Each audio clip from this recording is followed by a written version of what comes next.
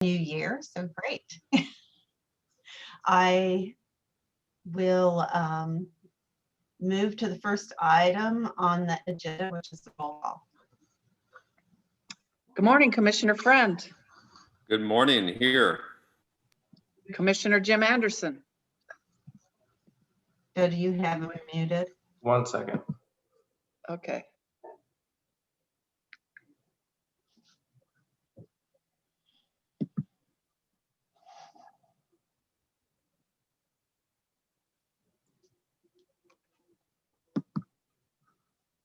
Hello, You guys can hear.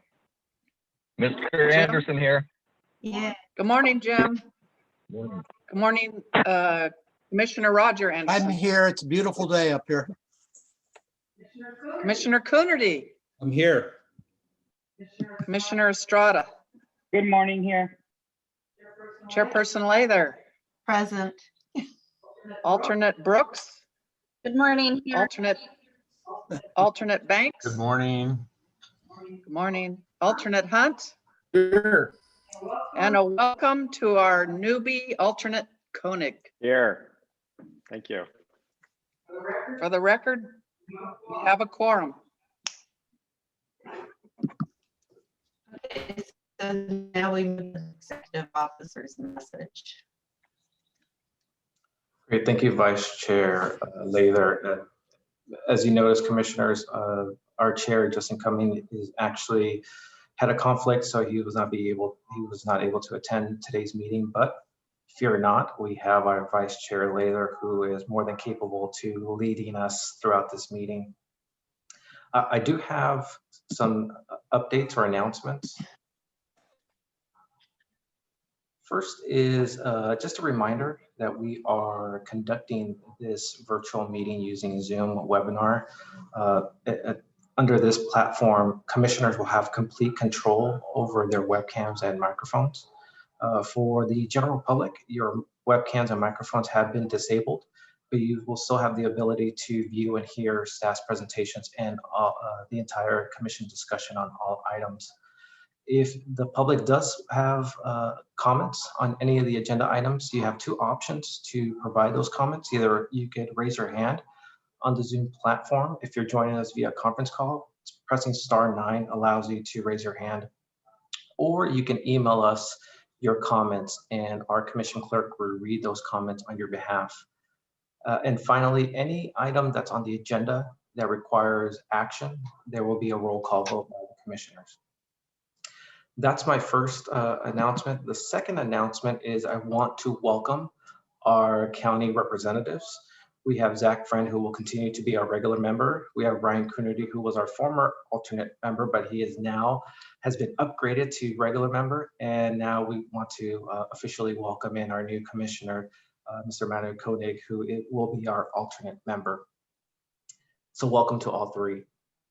And my final announcement, Vice Chair, is that staff has been invited to do a presentation on the potential consolidation involving San Lorenzo Valley Water District and Scotts Valley Water District.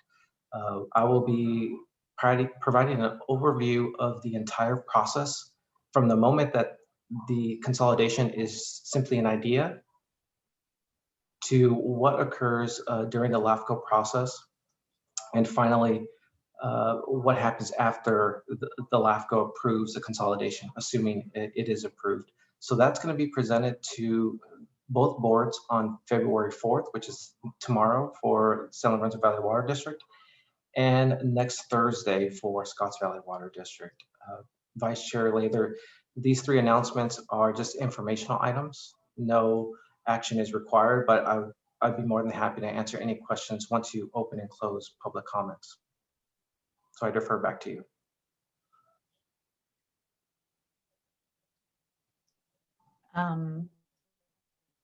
When do I do that?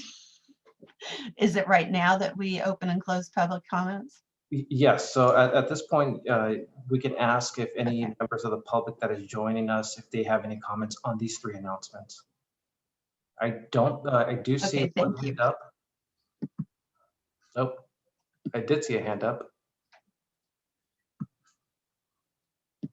At this moment, Vice Chair Lathir, I don't see any requests have to any? address the commission. Okay. Okay, so since no action is required, we can move to the next agenda item. Correct. And that is the adoption of minutes.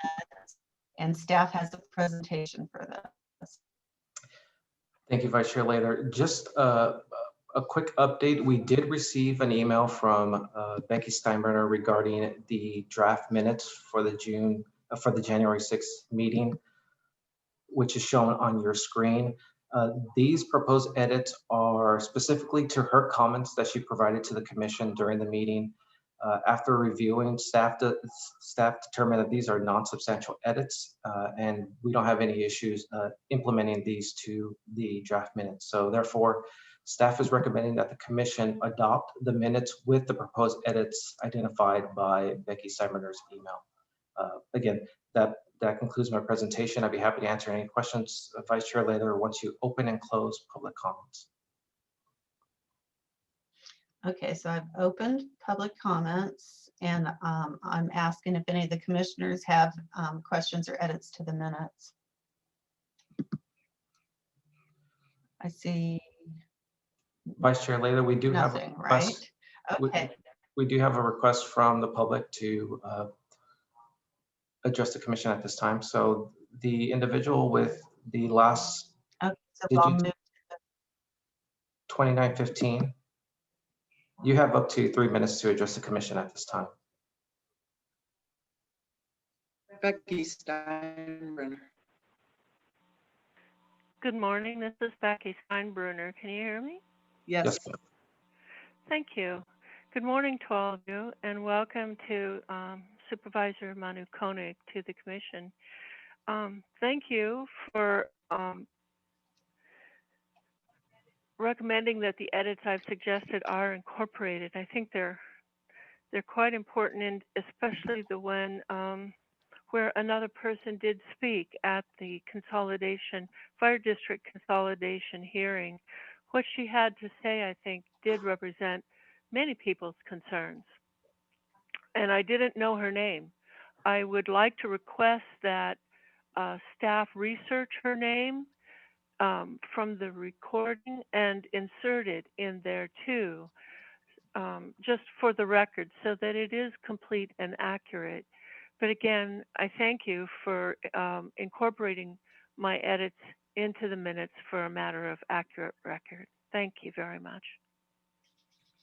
Thank you. And just for clarification, Vice Chair Lathir, we do have 2 minutes that are being proposed for approval by the commission. We have the January 6th regular minutes, which was being proposed at this moment. And the minutes that Ms. Becky Steinbrenner was mentioning was for the protest hearing minutes, which is discussed later in this agenda. But we will get to that point momentarily. But for this item, staff is recommending that the proposed edits from Becky Steinbrenner for the January 6th draft minutes be approved with the minutes being proposed to the commission at this time. Okay, thank you for clarifying that. Do I have a motion? Yeah, Madam Chair, this is Zach. I will move the minutes as amended. Second. Is there a second? I Sorry, heard a second. was that I you, don't know Roger? who it was. Who seconded? Coonerty. Thank Oh, you, Ryan. thank you, Ryan. So, clerk, could you please take a roll call? Certainly. Commissioner Friend, Aye. Commissioner Jim Anderson, Aye. Commissioner Roger Anderson, Aye. Commissioner Coonerty, Aye. Commissioner Estrada, Aye. Chairperson Lathir. Aye. For the record, this item passes unanimously. So now we are moving on to oral communications. This is an opportunity for the public to address the commission on items not on the agenda. Is there anyone? We do have one request, Vice Chair Lathir, is from Becky Steinbrenner. Ms. Becky, you have up to 3 minutes to address the commission at this time.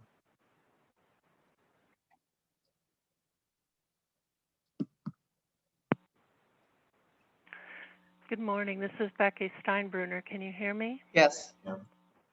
Thank you. I apologize. I did step away from the phone for a minute to feed the cat, but came back, and I believe that we are at public comment, oral communications number 4. Can you please confirm that? That's You are correct. correct. All right. Thank you. Thank you very much. I heard not on the agenda, so I took a big guess. Thank you. Again, this is Becky Steinbrunner. I am happy to hear that there is a possible consolidation of the Scotts Valley Water District with San Lorenzo Valley Water District. And I hope to be listening in on that to learn more about the process. I have here asked that your commission, and many other members of the public as well, have asked that your commission consider consolidation of SoCal Creek Water District with the City of Santa Cruz Water Department. That's another very reasonable and logical consolidation effort that I hope happens. I know that it must come with a will from the agencies themselves, and hopefully there will be a change in leadership soon that will promote that. That's all I have to say. Thank you very much. Thank you, Ms. Becky. Does anybody else have anything to say? Vice Chair Lather, I was just going to say there's no other requests by the public to address the commission at this time. Okay, so we can move on to the public hearings. The first one is Central and Aptos La Selva Fire Condition protest results. Please provide the staff presentation. Great, thank you, Vice Chair Lather. We have come a long way, and one of the final steps in the consolidation process is to conduct a protest proceeding. So this allows residents within the consolidated area, if they oppose the consolidation, to submit petitions. This was a 35-day protest proceedings. At that point, LAFCO did not receive any petitions during that time. The final day to submit petitions was January 6th, which was also the day that we had a protest hearing, which was the final opportunity for residents who oppose the consolidation to voice their concerns and provide petitions of opposition. I'm happy to note that at that hearing, there was no additional petitions submitted. Therefore, LAFCO received 0 petitions of opposition during this time period. And again, this is just a reflection of the full transparency conducted by the districts to inform and engage the residents about the consolidation and its benefits. For today's purposes, staff is recommending that the commission adopt the draft resolution that certifies the petition proceedings for the protest. As I mentioned earlier, we did write minutes for that protest hearing. During that time, Becky Steinbrenner did submit edits for that minutes, which is shown on the screen. Similar to the draft minutes that was just adopted by the commission, LAFCO staff reviewed the proposed edits, and we do not have any issues, and we're recommending that all the edits are included in the draft minutes, except the first line about neither fire district website included the connection information and the LAFCO homepage website had no instructions. That's a sentence that staff does not agree. This protest hearing was available on the LAFCO website. Over 30 people attended the meeting. I'm a full advocate of full transparency, so that information was available on LAFCO's website and homepage. So as part of the approval of the minutes, staff is recommending that the minutes include the edits shown on the screen minus the first sentence. So just for summary, Vice Chair Lather, staff is recommending that the commission approve the minutes with these edits minus the first sentence, and also approve the draft resolution certifying the protest results. With that, that concludes my presentation. I'd be happy to answer any questions once you open and close public comments. Joe, I have a question. the last paragraph, there was another woman. Is that what we're gonna put in our minutes? Yes, so that actually, I'm glad you brought that up. That Becky Steinberger was correct that there was another resident that had some comments, and her comments were actually implemented in the minutes. It's towards the end of the minutes. Unfortunately, she did not provide her full name, but we did address her comments in the draft minutes. So that is included in the minutes. But not that wording. Not that wording, but her comments were included. Okay. So, I guess I go open the floor for public comment. Becky's raised her hand. Ms. Becky, you have up to 3 minutes to address the commission. Good morning. This is Becky Steinbrunner. Can you hear me? Yes. Thank you. Thank you, Mr. Serrano, for careful consideration of my proposed edits. The issue with the meeting not being on, or at least what I observed had not been provided to the public easily. I did not see the information about the protest hearing on the Aptos La Selva or Central Fire website easily. Maybe it was there if you went searching. I was in a big hurry. I had attended the regular commission meeting that morning and thought that protesting would be part of it, and then learned it was a separate meeting and had to go looking very quickly trying to find it and couldn't find it. I had a lot of difficulty. So I did not see it clearly on either of the fire district website. And I understand that it was on the LAFCO website, but you had to go click on meetings and again, go looking for it. The information on the fire district's websites that said, here you can learn more, clicked on LAFCO's just home page. So I feel that those who are not familiar with searching for things maybe had some difficulty. I was grateful Sarah Aptos La Selva sent out, came out about 10 minutes before the protest hearing began, to a list of recipients, the information to link up. So I'm, again, the other part is that the postcard that the fire district sent out made no mention of the protest hearing and the way to connect to it.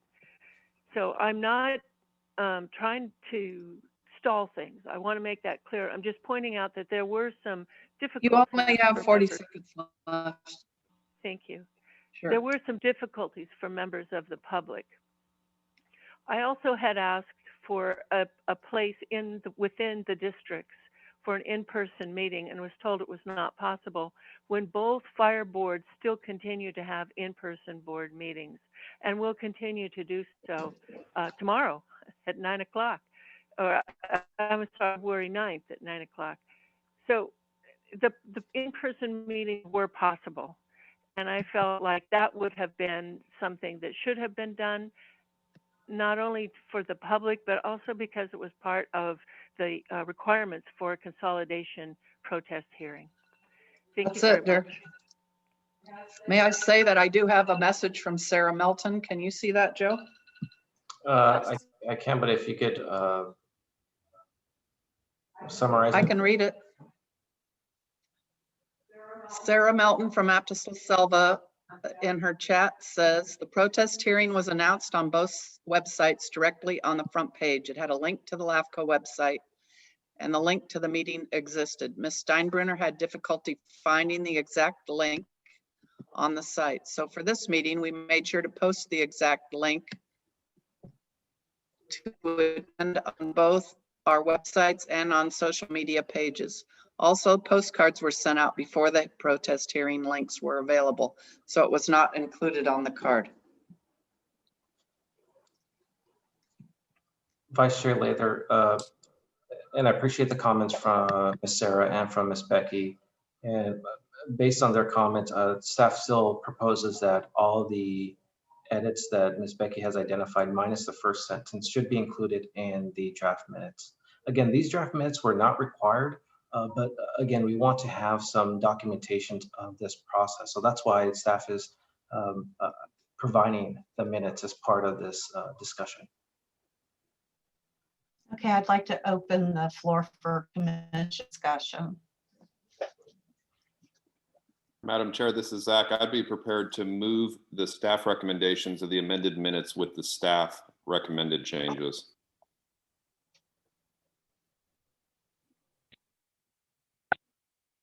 Second. This is Chris. Okay, thank you, Ryan.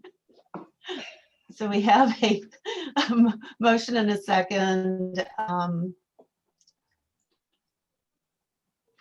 Can the clerk take the roll call, please? Most certainly. Commissioner Friend, Aye. Commissioner Jim Anderson. He's muted. Aye. Thank you. Anderson. Abstain. Commissioner Coonerty, Aye. Commissioner Estrada, Aye. Chairperson Lather. Aye. So now we can, I'm sorry. That's okay. For the record, this item does not pass unanimously. We have one abstention from Commissioner Rutter Anderson. But this item does pass. Yes. Yes. Okay, so now we're on the Blake Ridge Lane, Blake Avenue Extraterritorial Service Agreement. Can you please provide the staff presentation? Thank you, Vice Chair Lather. LAFCO staff received an application from a single landowner to receive water service from the city of Watsonville. And the proposed parcel is shown on the map. Because of its location, the application requests an extraterritorial service agreement. Under Government Code Section 56133, LAFCOs can approve an agency to provide services outside their jurisdictional limits if certain criteria are met. The Commission also has a policy regarding extraterritorial service agreements. And again, this area is, well, let me backtrack a little bit. LAFCOs encourage annexations when areas or parcels want to receive municipal services such as water from an agency.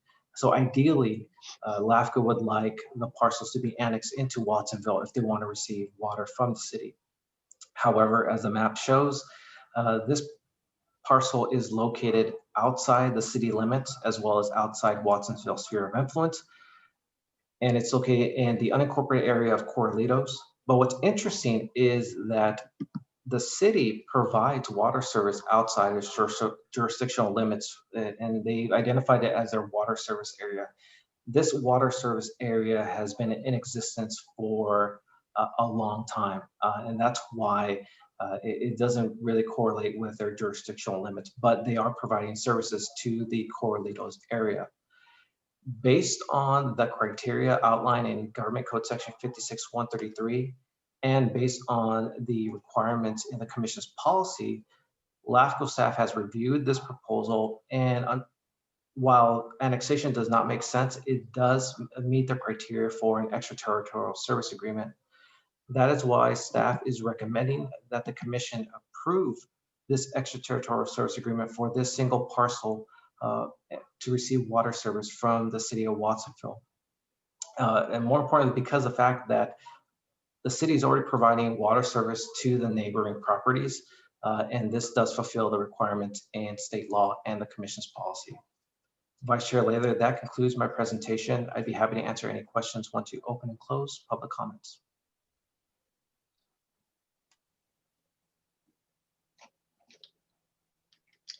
Okay, let's open public comments. We do have a request from the property owner, Ms. Lisa Bergstrom. Ms. Lisa, I've asked you to unmute your phone, and you have up to 3 minutes to address the commission. Hi, my name is Lisa Bergstrom. I just wanted to point out that this was already approved before and had been renewed over and over again. And because of the time limitations that were placed on it, Mr. Serino decided that it would be good to redo the process so that we wouldn't have this time limitation on it. And so it has been approved by the board repeatedly in the past. So that was my only comment. Thank you. Thank you, Ms. Lisa. And Thank you. just for clarification, Vice Chair Lather, Ms. Lisa is correct. This proposal was presented to the commission several years ago, and it was extended several times. Last year, the commission identified several proposals that were, in essence, inactive. So for this item or this area, I requested that the old proposal be closed and have the landowner resubmit a brand new application. And that way I can conduct my analysis as of 2020 rather than referring to a proposal that was approved by the commission back in 2015 or so. But again, based on my analysis, the extraterritorial service agreement makes sense. It meets the requirements of state law. It meets the requirements of the commission's policy. And that's why staff is recommending approval. Are there any other members of the public? Okay, the hand went down. So I will ask if there's any written comments or requests. Okay, you already did that. I'll close the public comments and open the floor for the commission discussion. Ms. Lather, this is Zach again. I think this is an important thing, and as was noted, has been going on for quite some time. I would like to move the recommended actions. I'd like to second it. Is that Francisco? Yes. Thank you. Chair, I have a question. What is the period of validity for? Is it a 2-year statute as we've done in the past, or is it something else? That's a great question, Commissioner Roger Anderson. That 2-year limitation occurs when the extraterritorial service agreement is located outside an agency's jurisdiction, but within the sphere. And that's to allow an annexation to occur. In the past, we've done a 2-year limit, but because of the location of this area, I don't see the need for a 2-year limit on this proposal. I believe that this makes sense, it meets the criteria, and it will be up to the landowner when to hook up to the city, whether it's in a month or in a year. I think it meets the criteria, and I'm not recommending a time limit for this proposal. Okay. The last time we considered this, we did have a 2-year limit to start with. Then it was extended for several years after that. And so I'm curious why it might be different this time around than it was the last time. Yes, so the 2-year limit that was applied to this application, it's not a legal requirement under 56-133. The only 2-year limit occurs when we're proposing it to be annexed within 2 years. Again, ESAs are seen to be a temporary mechanism for the most part. However, when it comes to areas where it's extremely outside the jurisdictional limits, I don't see a need for a 2-year limit. And again, it's not required under LAFCO law.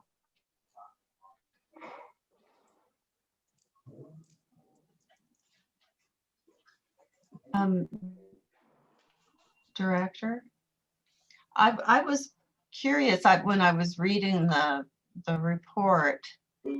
So there's houses connected all the way down that corridor where the pipeline goes. Is that? Yes, so It seemed weird that somebody way out there was. yeah, so the city's water service area has infrastructure all the way in Corralitos, and some of the surrounding properties are receiving water from the city. And that's why the city provided a will serve letter, because they have infrastructure nearby this property. So the city is willing to provide water service because the infrastructure is already there. And that's why they wanted LAFCO's approval before they provided water to that property. It's an interesting situation. I believe there's a similar situation with the city of Santa Cruz, where their water service area extends outside the city limits. And what the commission has done a couple years ago is adopt a kind of an extended extraterritorial service agreement covering that water service area. So that way residents don't have to come in individually to ask for LAFCO approval. We apply this overarching ESA so that if any residents want to connect to the city of Santa Cruz, they can just already go directly to the city. And that's one of the reasons why I'm not proposing a 2-year limit on this particular situation, because it's based on a case by case for these residents of when it's appropriate for them to connect. And I think that's why, as long as this proposal meets the legal criteria and the commission's policy, we could approve this extraterritorial service agreement. And it's up to the landowner, the resident, to coordinate with the city to receive the water.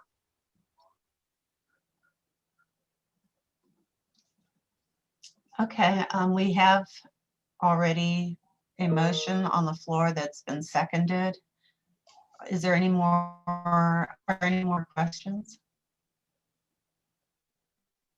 So I ask the clerk to take a roll call vote. Certainly. Commissioner Aye. Friend. Commissioner Jim Anderson, you are muted. Oh, I apologize.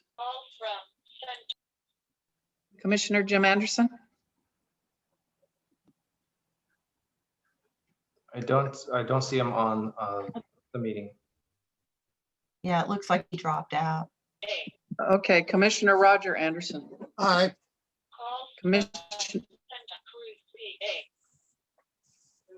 There's some feedback. I'm not sure what that's saying, but moving on, Commissioner Coonerty. Aye. Commissioner Estrada. Aye. Chairperson Light. Aye. So as I gather it, for the record, this item does pass, but Jim Anderson doesn't seem to be available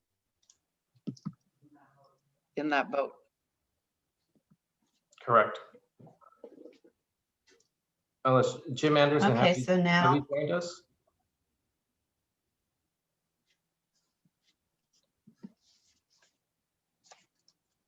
I guess not. it looks, yeah.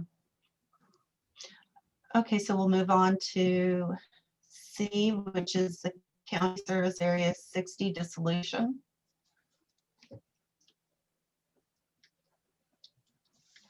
Can we have staff presentation? Thank you, Vice Chair Lather. And I apologize, I'm having some technical issues, so if there's a delay, I do apologize. But before I continue, Commissioner Clerk Deborah Means, is Jim Anderson's number the one that ends at 1348? Correct. Okay. So he seems to be back. Jim has now joined us. All right, I apologize for that. So now we are on the mandatory dissolution of CSA 60. So CSA 60 is located in the unincorporated area of Brookdale. It's a community known as Huckleberry Island. We have done a number of evaluations on this CSA, but just as a reminder to the commission and to the public, CSA 60 was formed back in August 2015 to help provide funding for bridge construction and to provide road maintenance to this small community of about 40 residents. Each state law requires LAFCOs to conduct municipal service reviews, which are similar to audits, but it looks at, it goes beyond the financial health of an agency. It looks at best practices, the level of services, and just to see what the agency is doing now.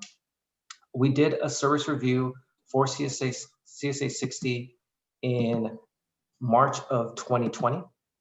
And based on our analysis, we determined that CSA 60 has been inactive for over 5 years. Even though staff actually visited CSA 60, and on the left-hand side, you see a photo of the bridge. It was constructed, but County Public Works determined that CSA 60 did not help construct this or fund it. In fact, CSA 60 has not collected any revenues or incurred any costs for over 5 years. Public Works has not conducted any type of work with CSA 60.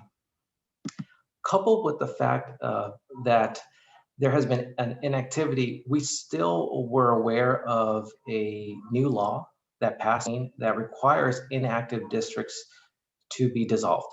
And that is determined by the State Controller's Office. We deferred adopting the sphere update during the March 2020 meeting to allow the residents and the county to kind of jumpstart CSA 60's activity, giving them one more opportunity. If CSA 60 is needed, they need to develop an action plan. That way we can provide that plan to the State Controller's Office to prevent them from being identified in that list. Because the moment you're identified in that list of inactivity, state law requires it to be dissolved. We did defer the update to August 2020, so it gave the residents and the county enough time to develop this plan. No action was taken. And our predictions were correct. In November of 2020, the State Controller's Office sent a letter to Santa Cruz LAFCO indicating that CSA 60 does meet the criteria of an inactive district, and they required us to dissolve CSA 60 within 90 days. Based on our findings that in fact CSA 60 has been inactive for over 60 years, coupled with the fact that the State Controller's Office has required us to dissolve it, staff is recommending that the Commission adopt the draft resolution dissolving CSA 60. Vice Chair Layler, that concludes my presentation. I'd be happy to answer any questions once you open and close public comments.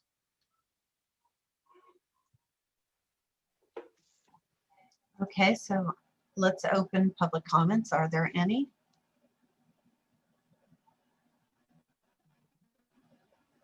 I don't see any requests to address the Commission at this time. Okay, so I will close public comments and move to if there are any comments from any of the commissioners.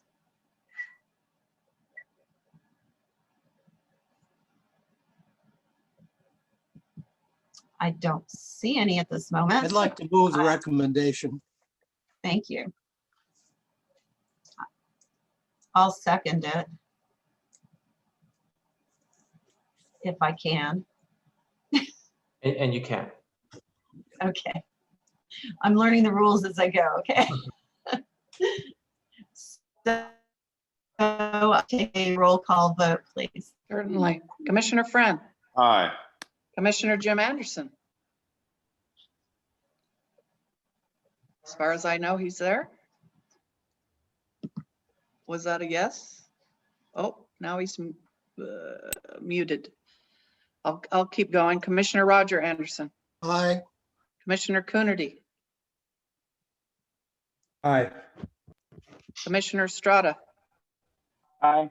Chairperson Lather. Aye. Commissioner Jim Anderson, are you there? I think I am. Aye. For the record, I believe this item passed unanimously. Okay, so now we'll move on to other business. The UCSC Long Range Development Plan Draft EIR Comments Letter. I almost said my name. Please provide the staff presentation. Thank you, Vice Chair Lather.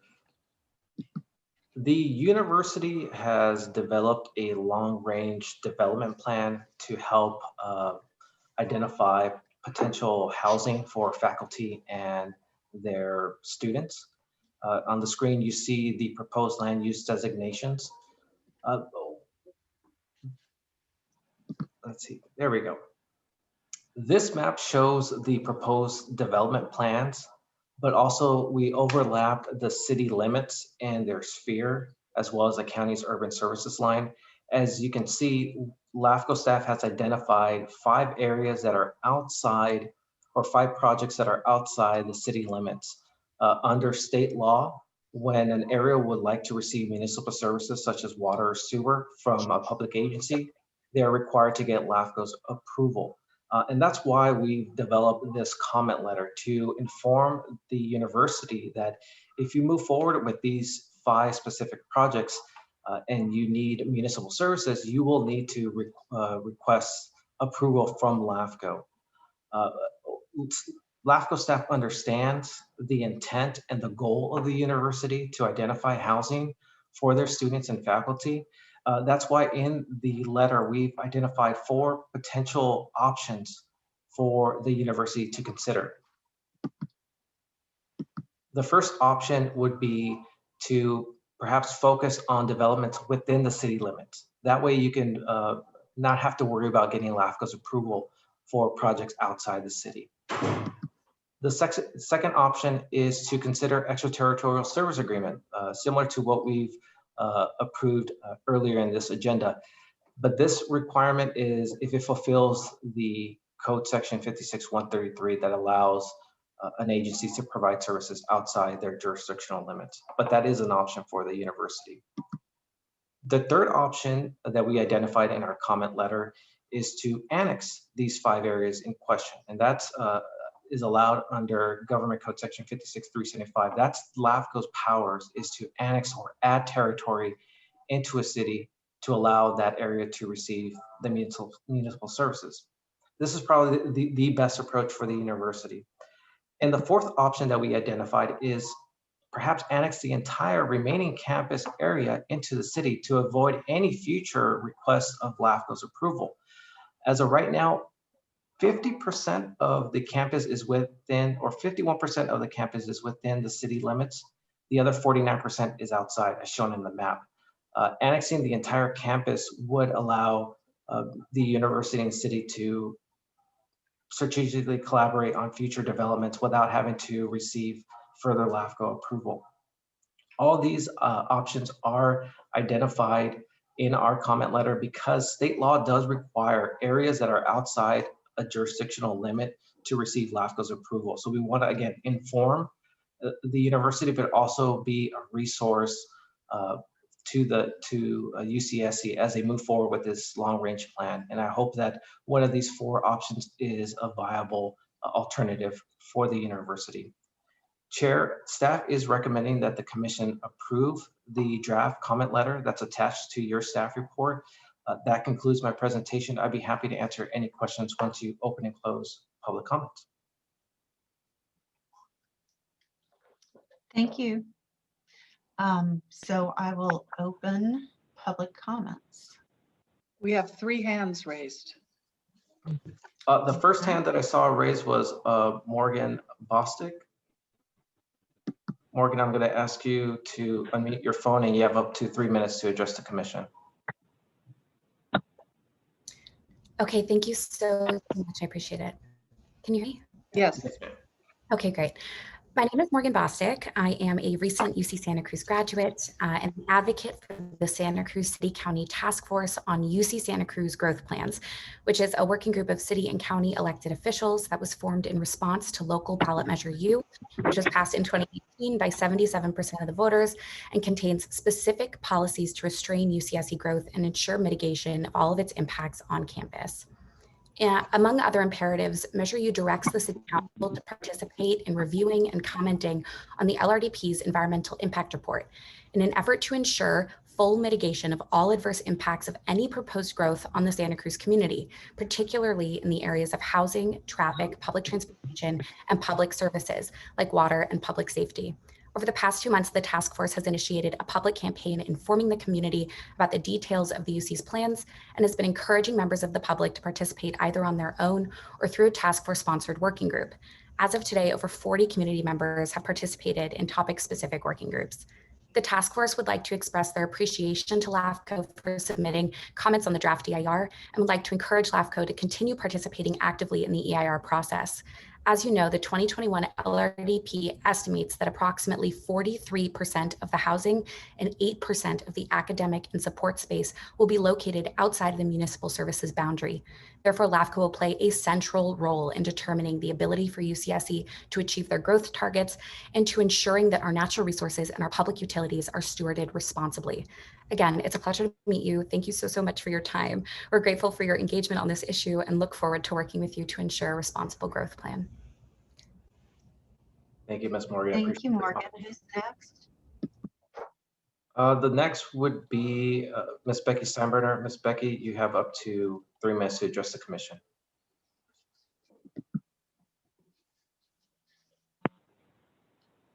Good morning. This is Becky Steinbrenner. Can you hear me? Yes, ma'am. Yes. Thank you.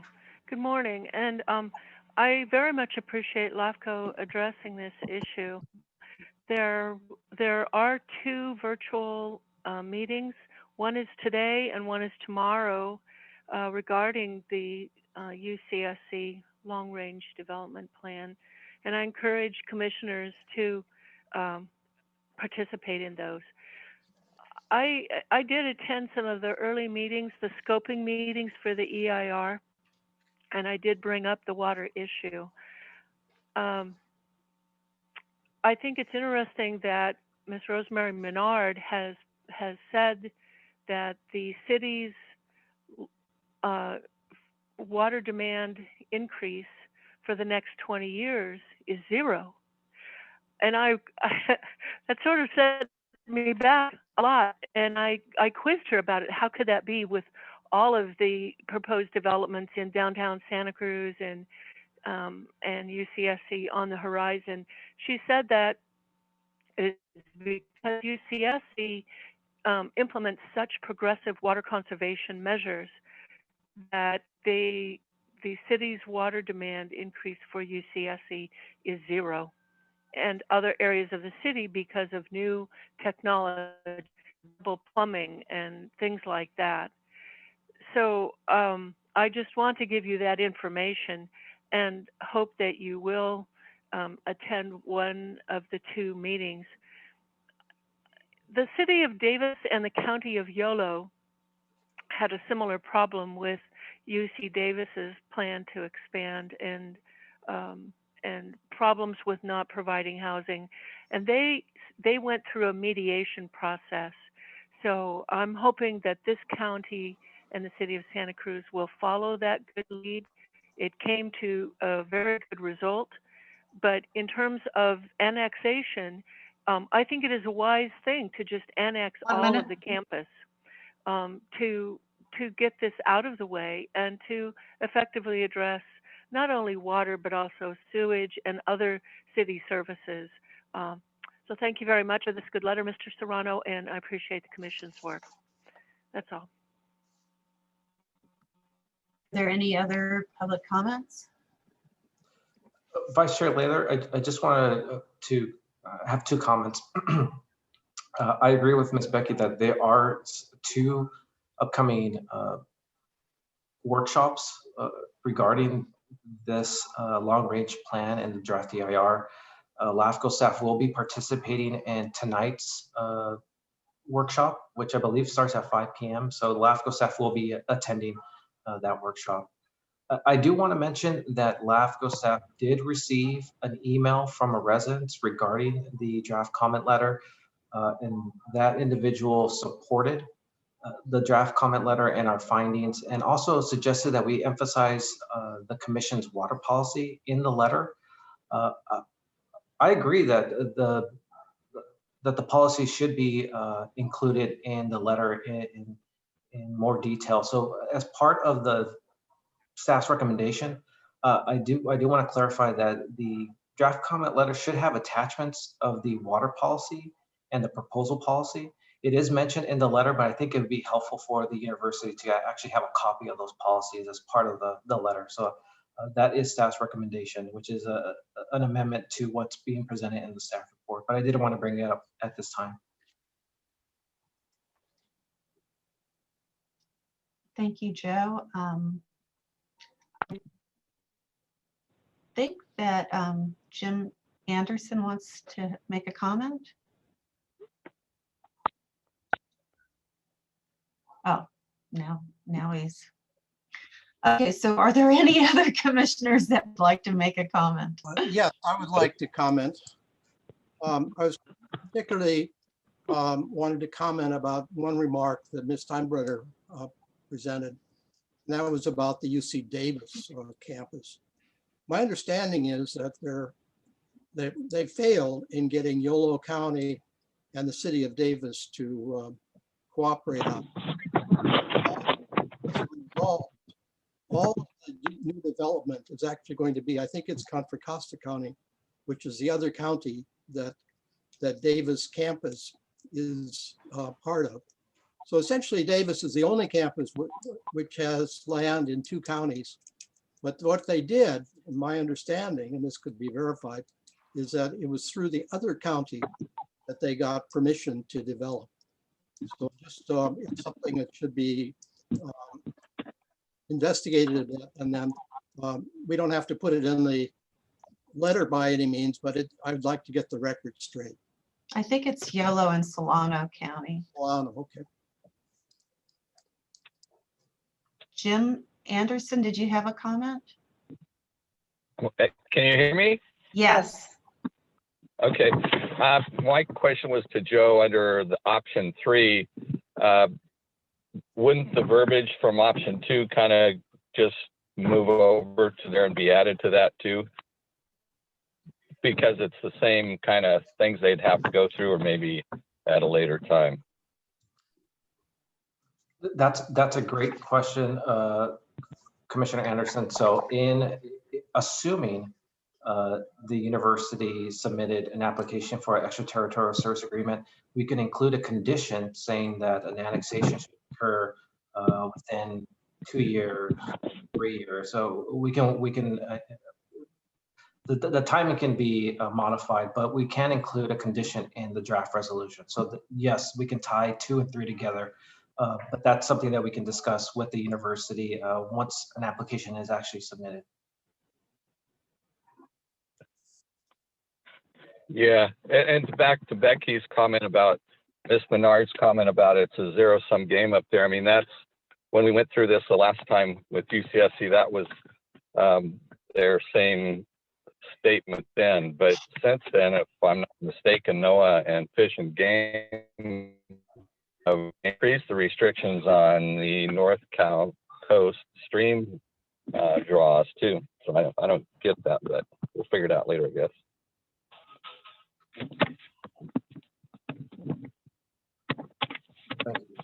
Hello? Does anybody else on the board want to speak? Yeah, I would like to ask one other question, and that is I'm trying to look at the map, and the urban limit line, I can see it on the right side of my screen, but what happens to it once it climbs up the east side of the campus?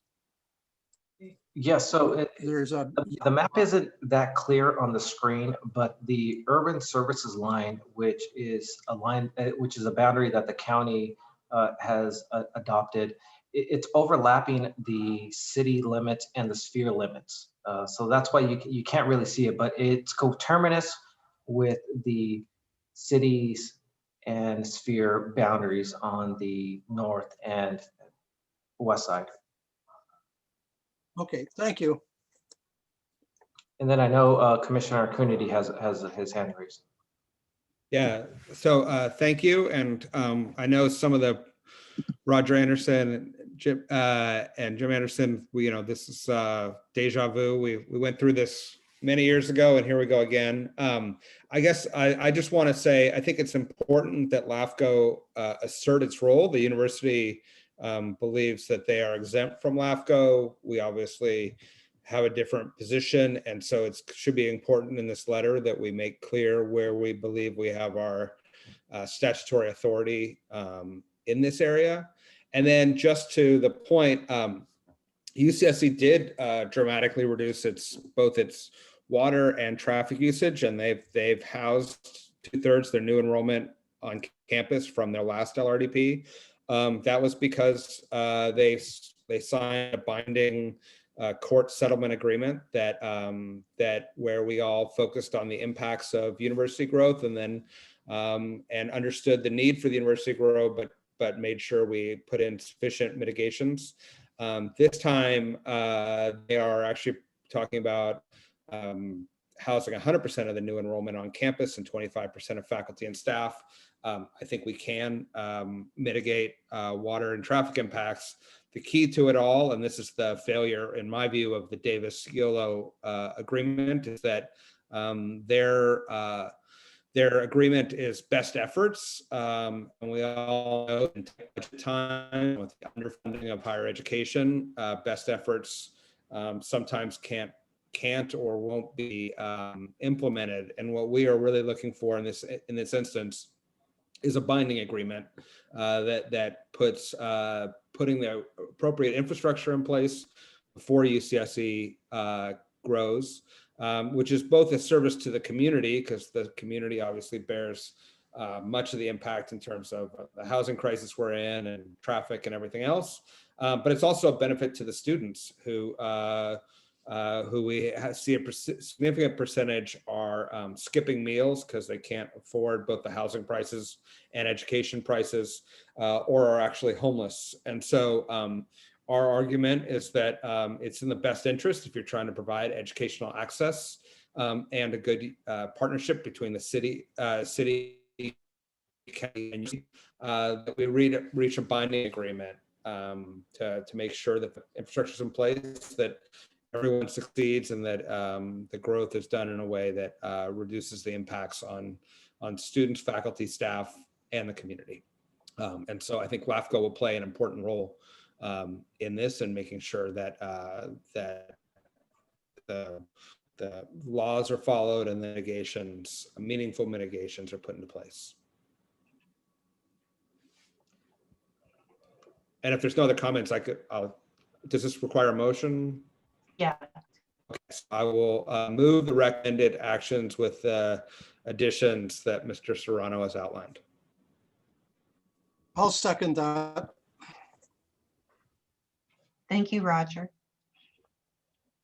So we have a motion and a second. Will the clerk take a roll call vote, please? Certainly. Commissioner Friend, Aye. Commissioner Jim Anderson. He's me. Aye. Commissioner Roger Anderson. Aye. Commissioner Coonerty. Aye. Commissioner Estrada. Aye. Chairperson Lather. Aye. For the record, this item passes unanimously. Thank you. So now we'll move to the comprehensive quarterly report for the second quarter.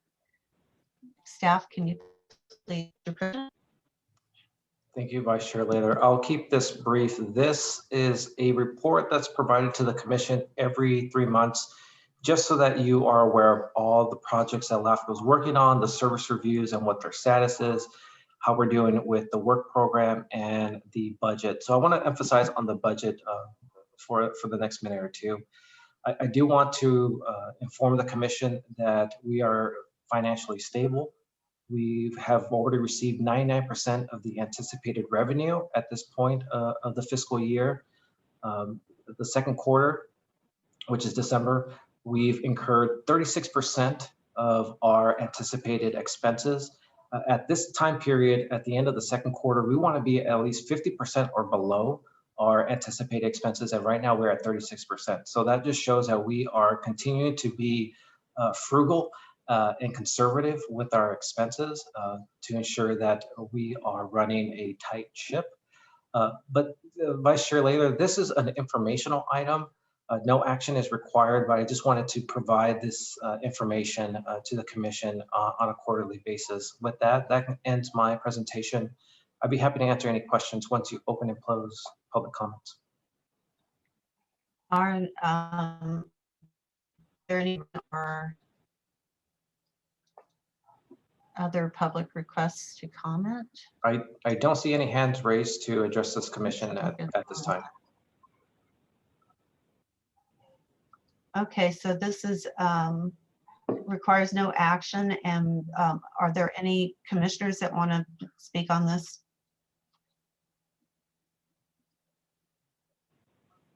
It looks like not. So let's move on to the next item. Fire consolidation update. Staff presentation, please.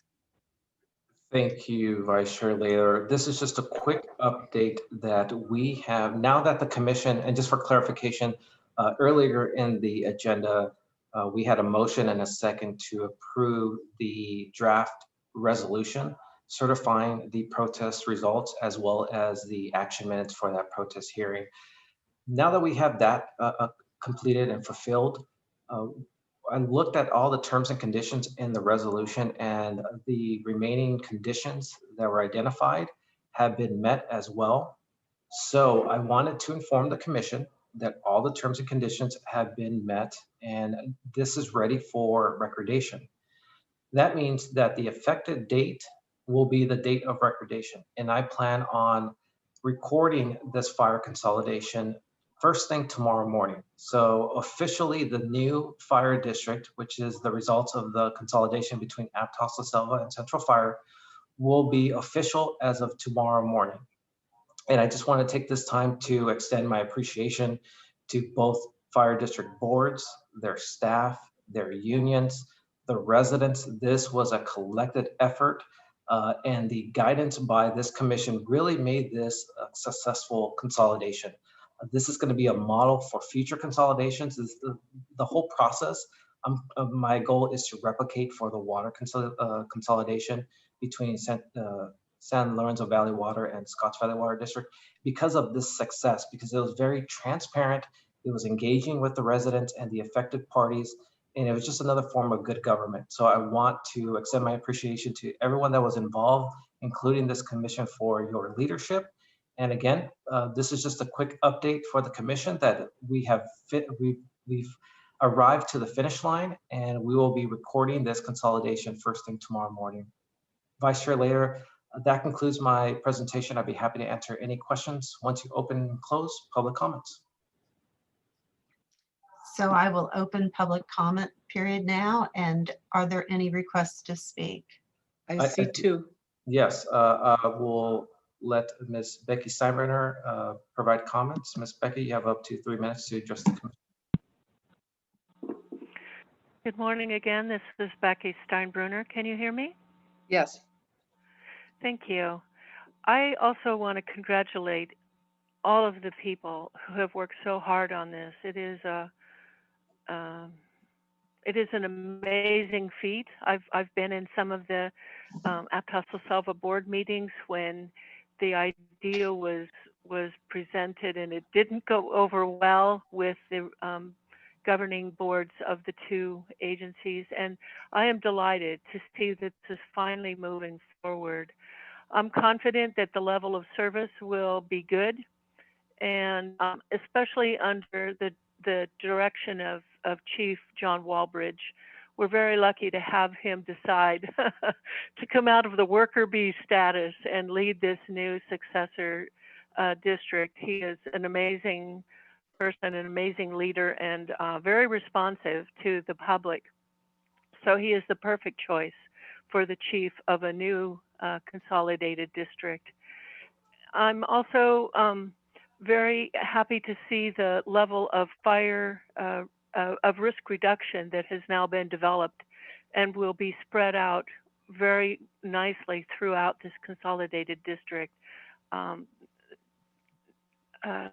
Fire Marshal DeMars and Deputy Fire Marshal Mack are incredible people and are working very hard to meet with residents and get community grassroots groups going to increase fire defensible space and home hardening.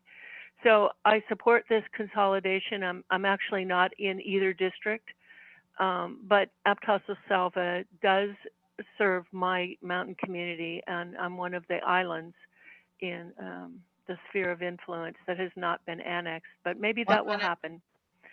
I do want to say that I was disappointed with the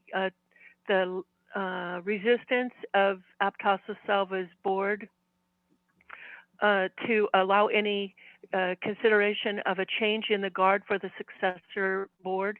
I commend Central for putting in fresh people who are not worn out by the consolidation process that will carry this through. And I commend the Consolidated District for taking on a new approach of district-based elections for the board in the future.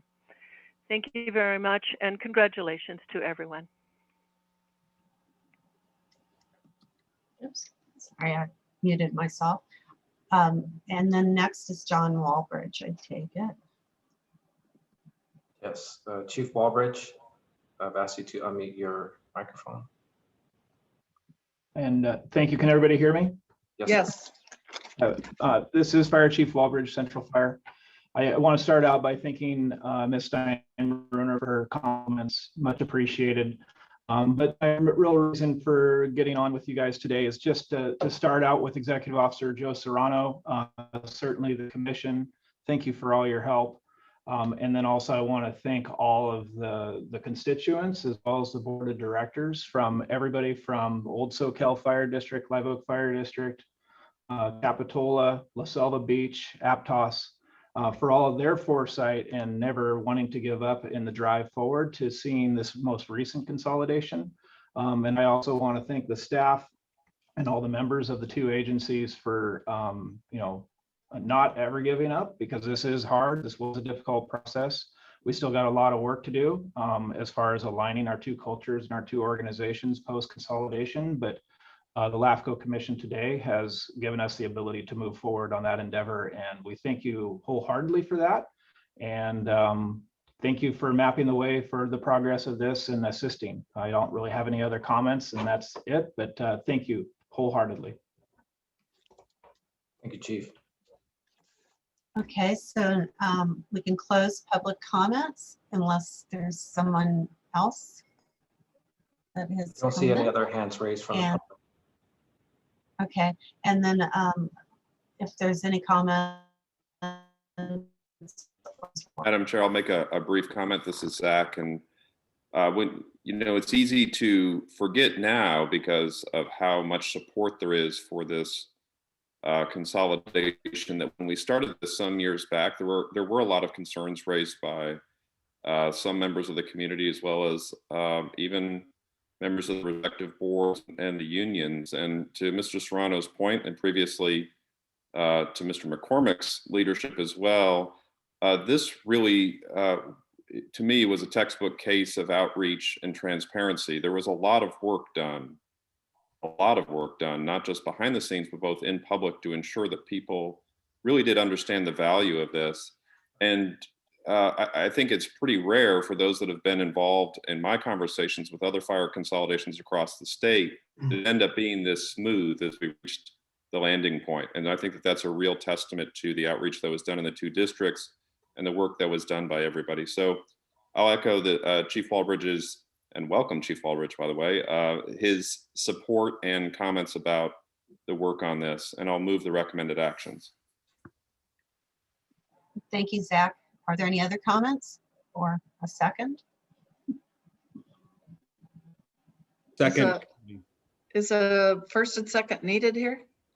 Yes. Oh, I don't know. You're right. This is a informational item and no action Right. required.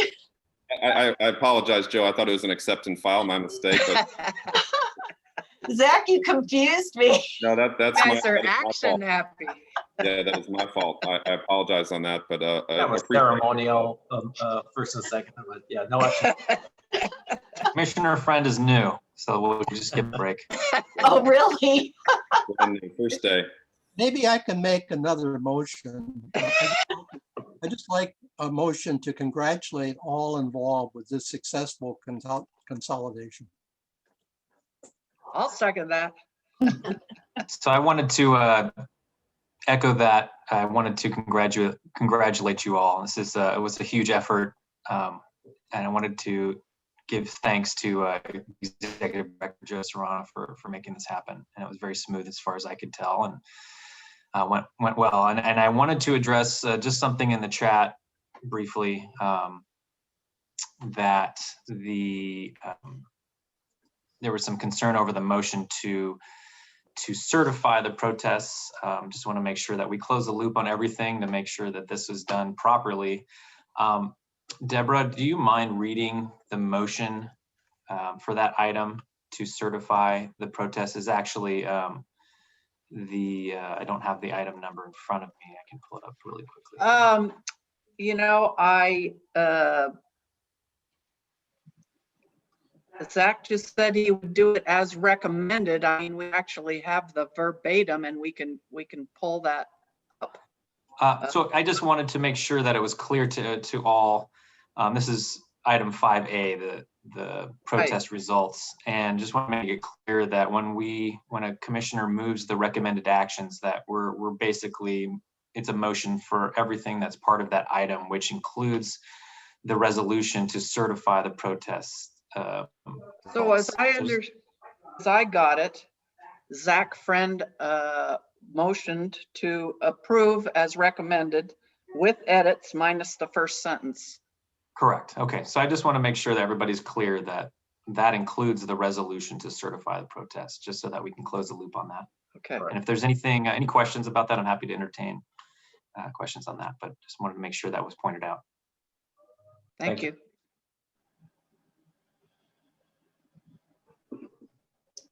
Okay, so if there's no further comments, we can move on to 7, written correspondence. Is there a staff presentation? Yes, just a quick one, Vice Chair Lather. We did receive 2 written correspondence, one from LAFCO identifying their 2021 events calendar. I did want to just inform the commission that LAFCO is optimistic that we'll be able to conduct some in-person events this year.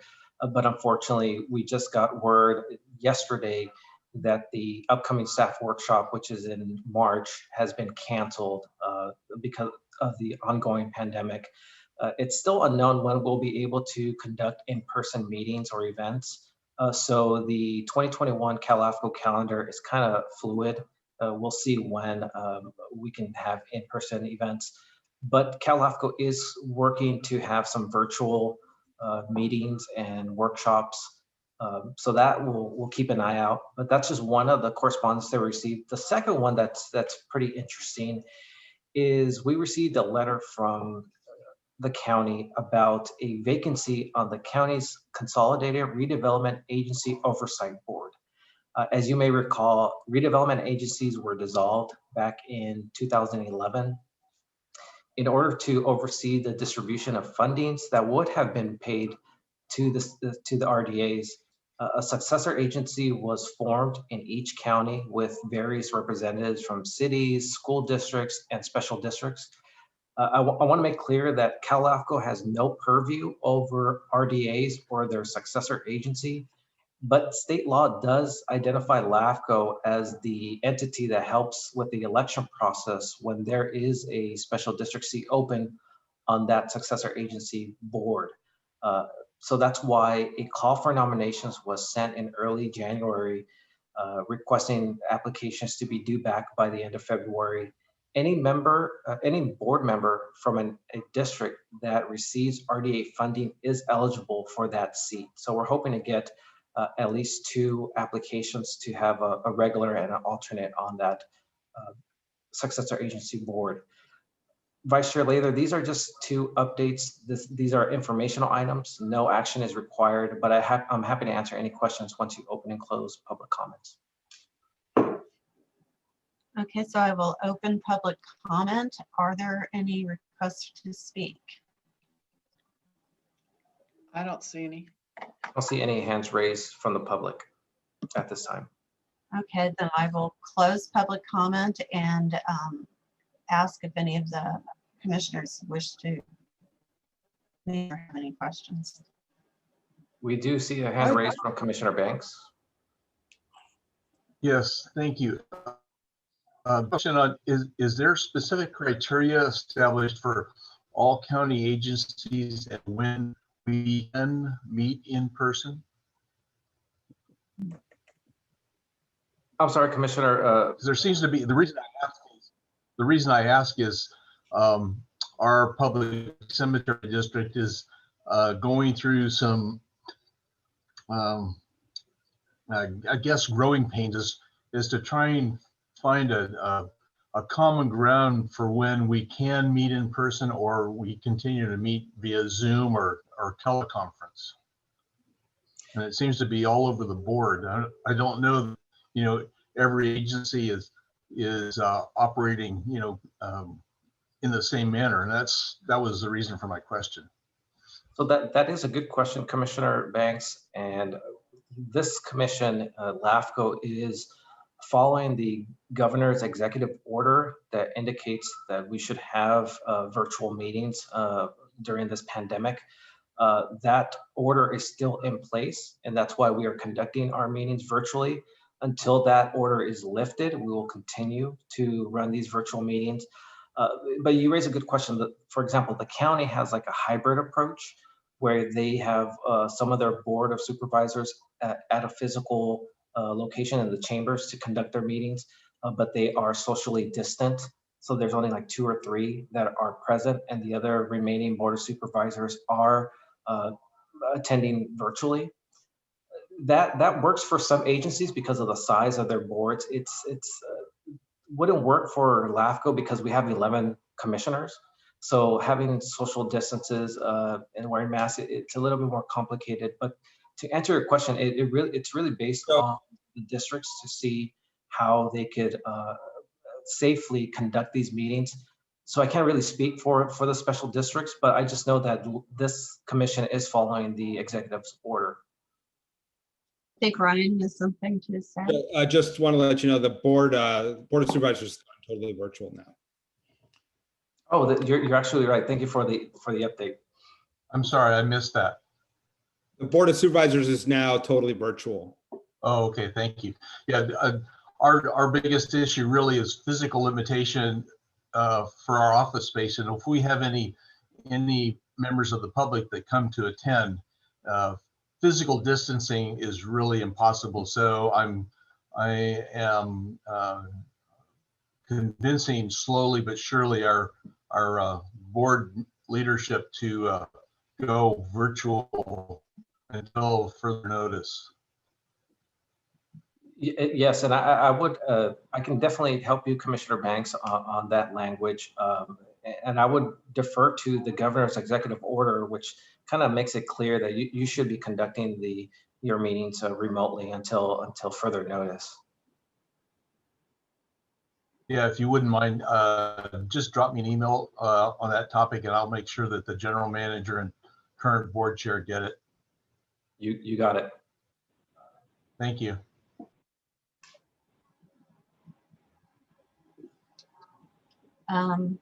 This is a discussion item and there's no action required. So if no other commissioners have any comments, we can move to press articles. Thank you, Vice Chair Leader. There is no staff presentation. This is just an ongoing item that staff identifies any articles of interest. I'm happy to answer any questions, but this is another informational item and no action is required. But there's still opportunity for public comment, right? That is correct. Okay, so are there any requests to speak from the public? I don't see any requests at this time. Okay, good. How about I close public comment and see if there's any comments by the commission.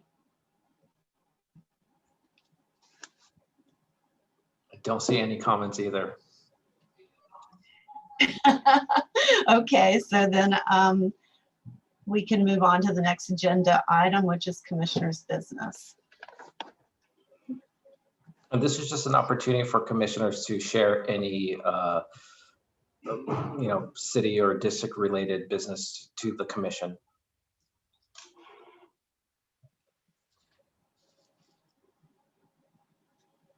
Don't see any requests to share at this time. Okay, we're all shared out. We are. So we'll move to closed session. Yes. So after closed session, I'm sorry, Vice Chair Latham. I was just going to remind. do we come back to report out? I was going to remind the commission that everyone received, all the commissioners received an email from staff this morning with the steps to connect to the closed session. Because we're doing this meeting remotely, in the past, we would just have you ushered to another room so you can have your closed session and then come back to the chambers. But for this instance, staff will remain on the Zoom meeting. We'll request that the commission call the phone number that we provided to you in the next minute. Right now, I need to set up the conference call, but if you can call within the next minute, and you should be able to conduct your closed session.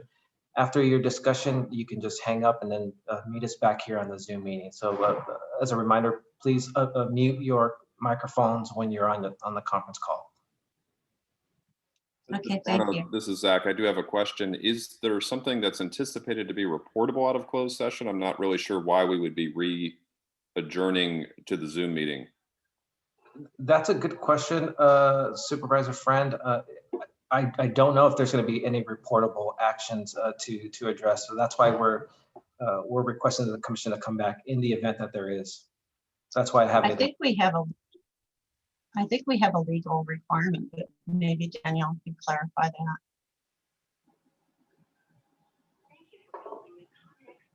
So if there is anything reportable, then yes, we should come back. But I don't anticipate there will be anything reportable. We certainly can just keep it on hold in the event that there is. Okay, thank you. Yep. So Joe, I may be the only one, or Chris and I may be the only ones that we just sort of hang with this open until you guys are done. I'm sorry, Mr. I did not hear your question. Do we just leave this open? Chris and I leave this open until you guys come back? Yes. Okay, got it.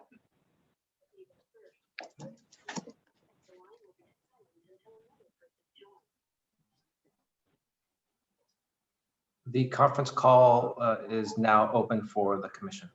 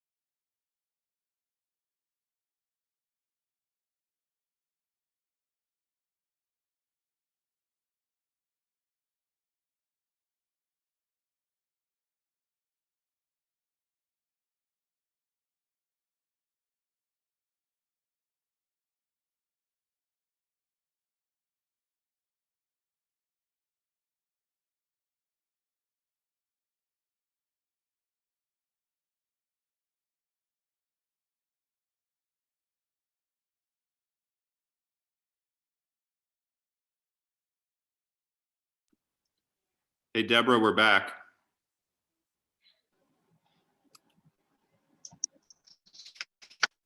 Hi, Deborah. Uh-oh, you guys are muted. Welcome back.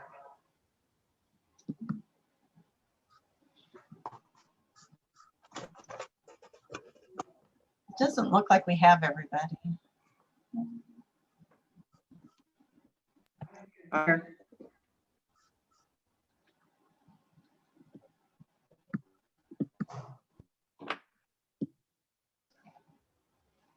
Okay, so who do we have to wait for still? To Or unmute, is this it? For there's the quite a few that are still muted. Muted's fine. We just need the quorum. Oh, we got plenty. it looks for like quorum. Jim is on the attendee side. Jim is on the attendee side.